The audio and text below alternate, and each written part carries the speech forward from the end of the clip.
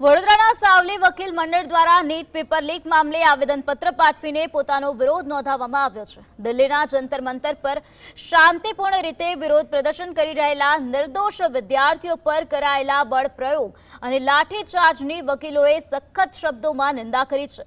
સાવલી વકીલ મંડળના હોદ્દેદારો અને સભ્યોએ પ્રાંત અધિકારી તેમજ મામલતદારને આવેદનપત્ર સોંપીને માંગ કરી છે કે વિદ્યાર્થીઓ પર અત્યાચાર ગુજારનારા જવાબદારો સામે કડકમાં કડક કાર્યવાહી કરવામાં આવે।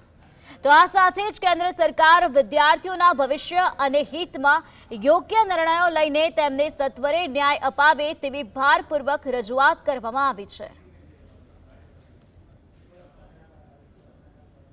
નવી દિલ્હી ખાતે જે દેશના વિદ્યાર્થીઓ છે, જે આપણું આવતું ભવિષ્ય છે, તેમણે શાંતિમય એક આંદોલન ચાલુ છે તેમનું, અને એ આંદોલનમાં એમને ફ્લેગ માર્ચ કરી અને સંસદ ભવન સુધી ગયા।